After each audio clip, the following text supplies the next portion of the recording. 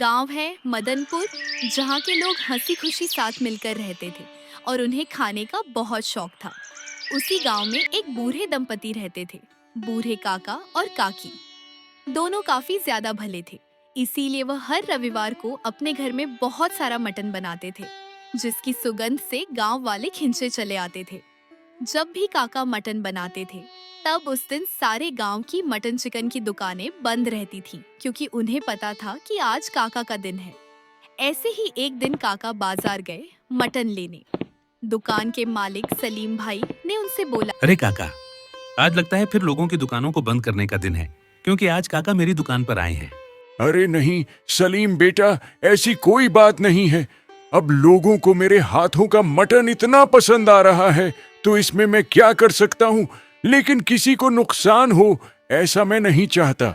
तो बताइए काका, मैं आज आपको कितना मटन दूं? आज कितना बनाने का इरादा है?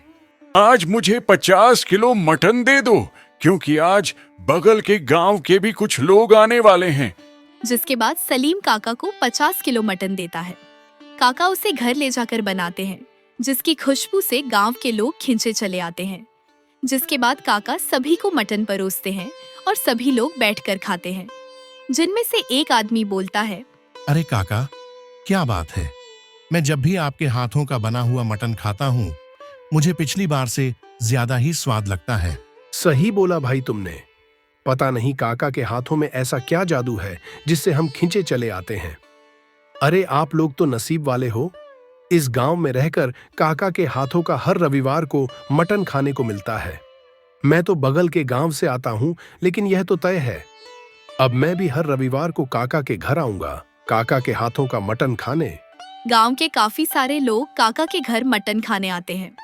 देखते ही देखते काका का सारा मटन बिक जाता है और कुछ लोगों को मिलता भी नहीं है, जिससे कुछ लोग उदास होकर वहां से चले जाते हैं। जिनमें से एक बोलता है, काका, इस बार तो मैं जा रहा हूँ, लेकिन हाँ, अगली बार आप थोड़ा ज्यादा मटन बनाना, क्योंकि हम अगर रविवार को काका का मटन न खाएं तो हमारा पूरा हफ्ता बेकार जाता है। ठीक है बेटा, अगली बार मैं और ज्यादा बनाऊंगा, इस बार के लिए मुझे माफ कर दो।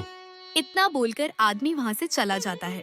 अरे वाह, क्या बात है, आपके हाथों का बना हुआ मटन खाने के लिए लोग तो अब बगल के गांव से आ रहे हैं। लगता है इस बार आपने कुछ खास बनाया था।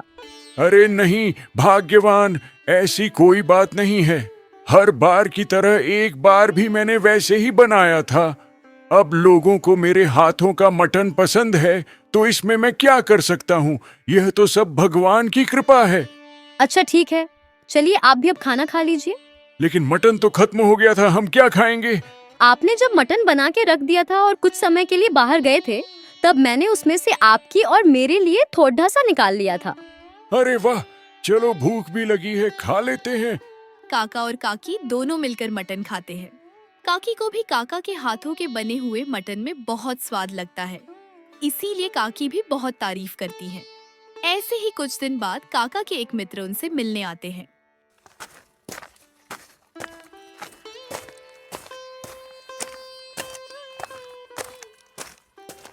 नारायण, कहाँ है भाई तू?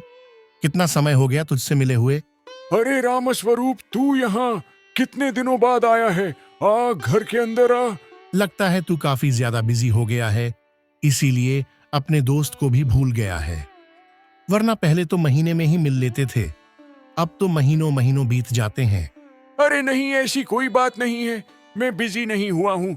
वो कुछ समय से तबीयत नहीं सही थी, और फिर हर रविवार को गांव वालों को मेरे हाथ का मटन खाना होता है, इसीलिए मैं उसमें एक दिन लगा देता हूँ, और अगले दिन इतनी थकावट हो जाती है कि कहीं जाने का मन नहीं करता। अरे हाँ भाई नारायण, मैंने भी सुना है तुम्हारे हाथों के मटन के बारे में। कभी फुर्सत मिले तो हमारे लिए भी बना, हमें भी खाने पर बुलाओ। अरे कभी क्या, मैं तेरे लिए आज ही बनाता हूँ, तू बैठ, मैं मटन लेकर आता हूँ। अरे नहीं भाई नारायण, आज नहीं, आज मैं कुछ काम से गांव के बाहर जा रहा हूँ। कल मैं पक्का आऊंगा अपने बेटे और पोते के साथ। अरे वैसे मैंने सुना था कि तुम्हारे बेटे की भी एक होटल है, जिसमें वह भी चिकन और मटन बेचता है। कैसा चल रहा है उसका होटल?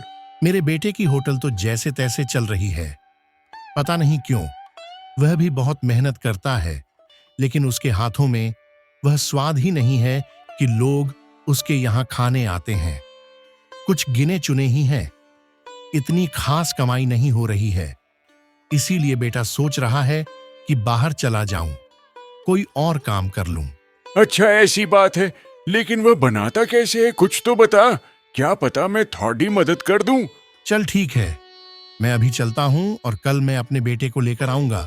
तब उसको तू बताना कि किस तरीके से स्वाद आए उसके खाने में। इतना बोलकर रामस्वरूप चला जाता है और अगले दिन रामस्वरूप अपने बेटे और पोते के साथ नारायण के यहाँ मटन खाने आता है। जिसके बाद नारायण सभी के लिए मटन बनाता है और उसके हाथों का मटन खाकर रामस्वरूप का बेटा बोलता है, अरे वाह काका, आपके हाथों में तो जादू है। जैसा पिताजी ने बताया था उससे भी बहुत अच्छा है यह मटन। पता नहीं मेरे हाथों में क्या है। मैं इतनी कोशिश करता हूँ, इतनी मेहनत करता हूँ, फिर भी ऐसा स्वाद कभी नहीं आया। अच्छा बेटा, चलो ठीक है, मैं एक दिन तुम्हारे दुकान पर आऊंगा। उसके बाद तुम्हारे हाथों का बनाया हुआ मटन खाकर तुम्हें बताऊंगा कि इसमें क्या कमी है। हाँ काका, क्यों नहीं, आप जरूर आइए। आप मेरे यहाँ कल सुबह आइएगा, क्योंकि उसके बाद मैं कुछ दिनों के लिए बाहर जाने वाला हूँ, किसी जरूरी काम से। जिसके बाद नारायण धीरज की मटन की दुकान पर जाता है और धीरज के बनाए हुए मटन को खाकर बोलता है, अरे बेटा धीरज, यह क्या है, इसमें तो कुछ स्वाद ही नहीं है। हाँ काका, वही तो मैं इतनी कोशिश कर रहा हूँ, उसके बाद भी स्वाद नहीं आ रहा है। तो मैं क्या करूँ? आप ही कुछ बताइए। अगर इसमें कोई कमी हो तो मैं उसे सुधार सकूं। एक बात बताओ बेटा, क्या तुम चिकन को बनाने से आधे घंटे पहले उसे लहसुन, मिर्च और अदरक और मसालों के पेस्ट में कुछ समय के लिए मिलाकर रखते हो?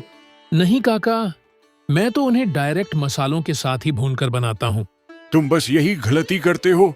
तुम उसे इस पेस्ट में जो मैं तुम्हें बता रहा हूँ और कुछ मसाले बता रहा हूँ उनके साथ मिलाकर आधे घंटे पहले रख दो, फिर देखो इनमें किस तरीके से स्वाद आता है।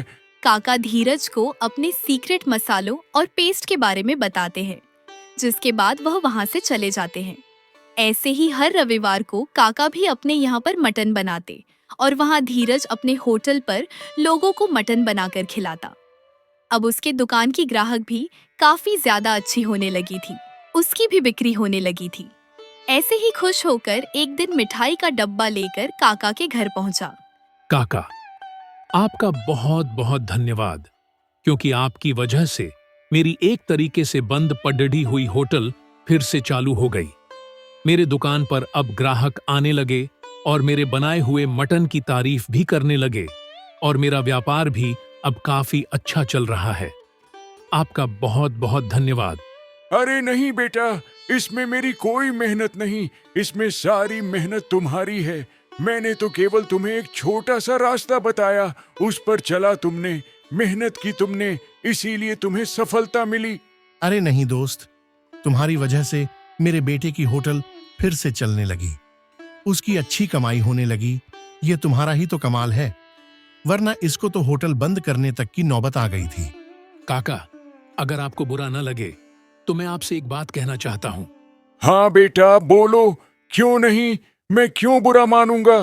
काका, अगर आपकी इच्छा हो तो आप मेरे साथ मेरे होटल पर मेरे पार्टनर के रूप में काम कर सकते हैं, क्योंकि जिसके बताए हुए चीज से मेरे होटल का इतना नाम हुआ, सोचिए अगर वह खुद मेरे साथ बनाएगा मटन तो मेरा होटल कहां से कहां पहुंच जाएगा।